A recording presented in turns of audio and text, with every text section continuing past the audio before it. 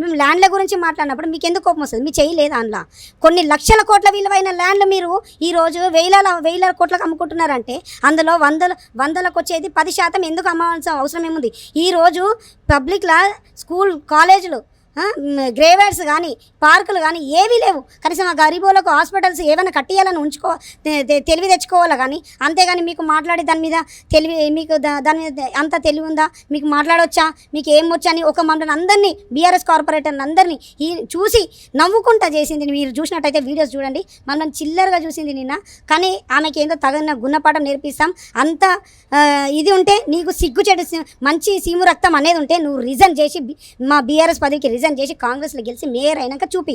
అంతేగాని నువ్వు మా దాంట్లో గెలిచి మేయర్ అయ్యి పిచ్చి మాటలు మాట్లాడితే నీ నోటి దూల ఏందో దగ్గరనే ఉంది. మా బీఆర్ఎస్ కార్పొరేటర్ అందరం చూపిస్తాం కాబట్టినే ఈరోజు నువ్వు పోలీసు వాళ్ళని అడ్డం పెట్టుకుంటున్నావు. కేవలం నా మీదనే పెట్టుకున్నావంటే అదేందో నా భయం నీకు ఉంది కాబట్టినే నువ్వు పెట్టుకున్నావు. దానికి ఏం లేదు, మేము కూడా సంతోషమే. అంటే నా భయం ఎంత ఉందో నీకు అర్థమైపోయింది కాబట్టి ఇప్పుడు నా భయం ఏందో తెలిసింది. ఇది సింపుల్ మీకు ఇప్పుడు చూపించిన మళ్ళీ తర్వాత వేరే ఉంటుంది. నా దగ్గరకు వస్తే మాత్రం మంచిగా ఉండదు. నేను చెప్తున్నా ప్రత్యేకంగా మేయర్ గారికి, ఒక ఎస్సీ మహిళ దగ్గరకు వస్తున్నావు జాగ్రత్త. ఇది మాత్రం జాగ్రత్త పెట్టుకో. కేవలం నన్నే మీరు ఎందుకు టార్గెట్ చేసిరో నాకు తెలుసు. మీకు దమ్ము ఇట్లా ఉంటే నా దగ్గరికి రా. మీలాగా నేను ఒక ఉన్న స్థాయి నుంచి కాదు, నేను పేద కుటుంబం నుంచి వచ్చిన ఒక కార్పొరేటర్ని. అంతేగాని నా మీద పాగబడితే నేను ఊకినే ప్రసక్తి లేదు. మా ఎస్సీ వాళ్ళు కూడా ఊకోరు. ఎందుకంటే ఇప్పటికీ నీ నోటి దూల అందరూ చూస్తూనే ఉండరు, దానికి కామెంట్స్ పెడుతురు. ఫస్ట్ ఆఫ్ ఆల్ నాకు మళ్ళీ ఏమైనా ఆన్సర్ ఇచ్చేదంటే ఫస్ట్ ఆ కామెంట్స్ చూసుకో. ఆ కామెంట్స్ లాగా విలువమంటే అట్లా పిలుస్తాం. మరి 1 కోటి మంది మహిళలను కోటీశ్వరులను చేయటమే ప్రజాపాలన ప్రభుత్వ ధ్యేయం అని అయితే మాత్రం రేవంత్ రెడ్డి చెప్పుకొస్తున్నారు. కానీ అదే ప్రభుత్వంలో ఒక జిహెచ్ఎంసీ కౌన్సిల్లో ఒక దళిత మహిళలకు అవమానం జరిగింది అనేది ఎట్లా చూడొచ్చు అంటారు? ఇప్పుడు ఈడ అర్థమైపోతుందండి. మీకు చెప్పేది అవసరం లేదు. 1 కోటి మందిని కోటేశ్వరులను చేస్తాను ఎందుకు చేస్తారు? మొన్నట్లాగా ఇప్పుడు సర్పంచ్ ఎలక్షన్స్ ఉన్నాయని చీరలు ఇచ్చారు.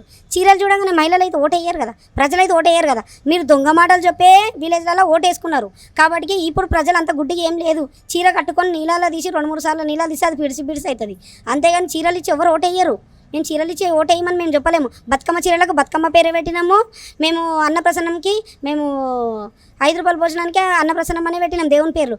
మా కేసీఆర్ సార్ పేర్లు పెట్టలేము కాబట్టి మేము ఆ దొంగలాగా మేము గెలవము చేయం. నీతి నిజాయితీగా ఉన్నాం కాబట్టి మేము మంచిగా ఉండము. ఇప్పటికీ మా ఓట్లతోటి గెలుస్తాము అని మీరు మొన్న జూబ్లీస్లో మీరు దొరికిన దొంగలు ఏందో ప్రతి ఒక్క చిన్న పిల్లోనికి అడిగితే కూడా చెప్తారు. అక్కడ సునీతమ్మనే గెలిచింది. కేవలం సింగిల్గా ఒక పులిలాగా వచ్చి గెలిచింది.